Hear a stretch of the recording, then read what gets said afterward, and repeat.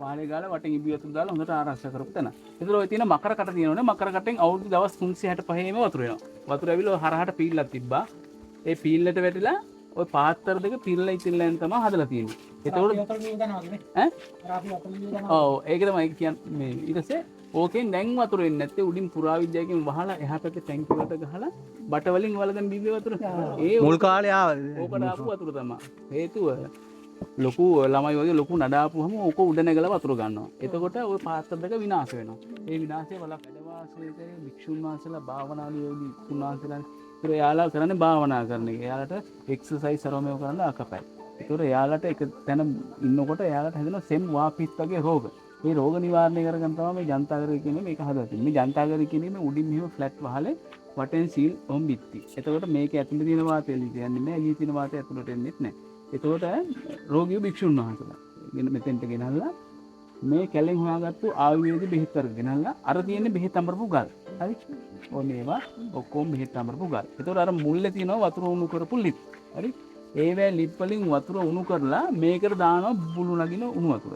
එතකොට මම ස්ටිම් බාත් එක කිව්වා. ඉතින් හරි.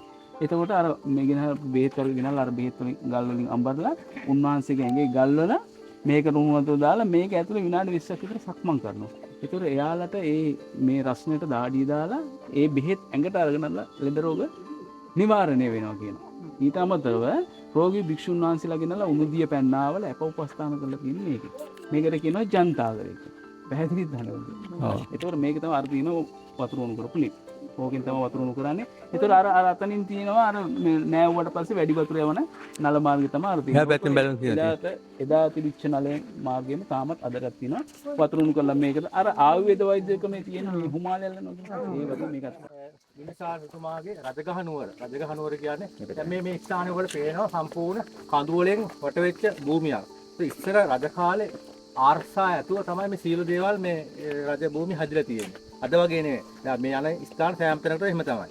එතකොට මේක එහා පැත්තට ගියන් පස්සේ රජ මාලිගාව ටික බලා ගන්න පුළුවන් ටිකක් බලන්න පුළුවන් අය කැලේ තියෙන්නේ. දැන් අපි මෙතන නතර වෙලා ඉන්නේ. මෙන්න මේ ස්ථානේ බේනනවට පේන මේ ගල් වල තියෙන චෛත්‍යයක් වගේ පේන. ඒ වල්ලන්න ඔබට. මේක තමයි මේ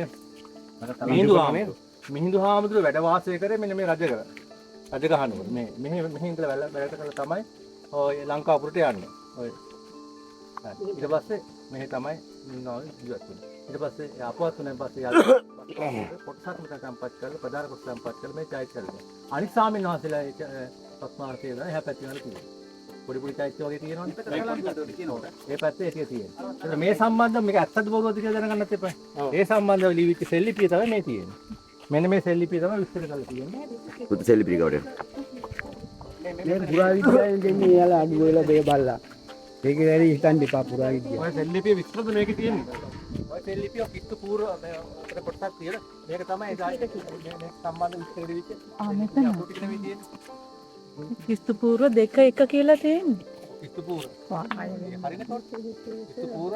ඔව් කිස්තු පූර්ව. කිත්තු පූර්ව 2 1 කියනකොට හරිනේ તો කාලේ. පුරාව දෙකයි එක. එතකොට මිහිඳු මහ රහතන් වහන්සේ වැඩි කිස්තු පූර්ව 3 කියනවනේ. ඕකත් කියලා තියෙන්නේ ඒ විදිහේ පුරාවිද්‍යාවේ මේ මේක වැරදි.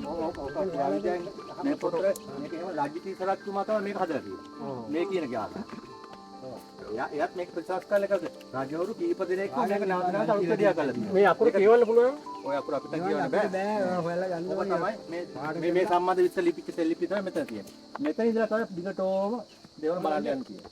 දැන් රජගහ නුවර තමයි දැන් අපි ඉන්නේ. රජගහ නුවර වේළුවනාරාමයේ කියන ස්ථාන තමයි අපි දැන් මේ ඇවිත් තියෙන ස්ථාන ටික බලාගෙන යනවා. හරි. ඔය සෙල්ලිපි කියන වනාරාමයේ පොත්තර කියනවා මේ පස්මාස්කයි තමයි.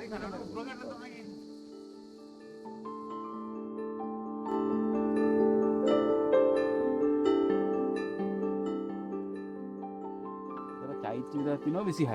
ඒතර ඒ කියන්නේ මේක තමයි ලංකාවේ එකම භූමියක වැඩිම ස්මාරක ප්‍රමාණයක් පිරලා තියෙන තැන. හරි. එතකොට මේ චෛත්‍ය විතරක් තියෙනවා 26. වැඩ අවසන් කළා නැහැ. මේ වැඩ කරගෙන යනකොට මේ ගල්වඩුව එක්ක අසනීප වෙලා හරි සතුරු ආක්‍රමණයක් වෙලා හරි මොකක් දුර්භික්ෂයක් වෙලා හරි මොනියම් ආකාරයකින් මේක වැඩ නැවතිලා තියෙනවා. හරි. එතකොට මේක වැඩ අවසන් කළා තමයි මේක පිළිමේ කෙලින් කරන්නේ. මේක හිටි පිළිමයක්. මේ සිරිපතුල වලට පල්ලයන් ඔය කෑල්ල තියෙන්නේ. ඒතර මම අර බෝධිගිරේ වටේ කිව්වනේ අර පාදංගල් ටික තියෙන්නේ කියලා. ඒ වගේ මේ පිළිමෙත් අනිවාර්යෙන් අර ටික බස්සන්නේ වුම පාදම කරලා ලොකු වලක පාදමර බසන. ඒතර තමයි පිළිමේ කෙලින් තියෙන්නේ. ඒතර හිටි පිළිමේ කියන්නේ හිටපු ඔව් කෑල්ල. ඒ කෑල්ල තමයි. ඒතර ඔව් මේ පිළිමේ අවකන එහෙම නෙමෙයි අවකන පීටි ගල තියෙන්නේ. හරි. පිටි කලේ එක තියෙන. ඔව් ඒතර මේ පිළිමේ වැඩ අවසන් කළා තමයි ගැලින් කරන්නේ. මේක ඒතර මෙතන කෙලින් කරන්නත් බෑ. මේක අනිවාර්යෙන් ලොකු වර වගේ ගලකට අරන් යන්න ඕනේ. ඒතර ඒ වගේ අරන් යන්න පුළුවන් තාක්ෂණයක් ඒක ඒකත් සතුව තිබිලා තිනවා ඒ කාලේ. ඒක ස්මූත් විදියට අරන් යන්න මේක නිර්මාණය සිවුරු කොට එහෙම නිර්මාණය කරපුවාම මේ කැඩෙන්න බැඳෙන්න බෑ බබා වගේ අරන් යන්න ඕනේ. ඊළ තමයි මේ කරන්නේ. ඒතර ඒ වගේ ලොකු තාක්ෂණයකුත් ඒකත් සතුව තිබිලා තිනවා. ඒතර මේක තමයි රජගල හම්බෙලා තියෙන එකම ගල් පිළිමේ. මේක මෙතනමද තිබුණේ හම්බ වෙන මෙතනමයි තියෙන්නේ. ඒතර මේක මීටර් 5ක් උසයි ග්‍රැනයිට් කියන කළු ගල් පාසලෙන් හදලා තියෙන්නේ. ක්‍රිස්තු වර්ෂ 8 9 සියවස් වලට අයත් කියලා පුරාවිද්‍යා පර්යේෂණ වලින් හොයාගෙන තියෙනවා. දැන් ප්‍රශ්න දාන්න. මේ කටාරණුත් කොටලා තියෙන්නේ නේද? කටාරම් තියෙනවා නේද? හොඳට පැහැදිලිව තියෙනවානේ. ඔව්. ඒක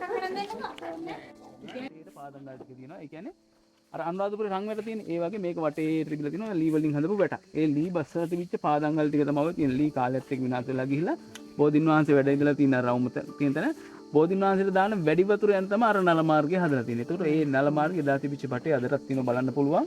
හරි මේ තියෙනවා සිරිපතුල් ගල්. එහා පැත්තේ ඒ සිරිපතුල් ගල්ට එහා පැත්තෙන් තියෙනවා ගල් වලින් හදපු පුනිල්. ඒ කියන්නේ වතුර වක් කරන්න හදපු පුනිල්ලක් තියෙනවා. එහා පැත්තේ මල් ආසනේ තියෙනවා. සිරිපතුල් ගල් කියන්නේ බුදුරජාණන් වහන්සේ වැඩි මේ කියන්නේ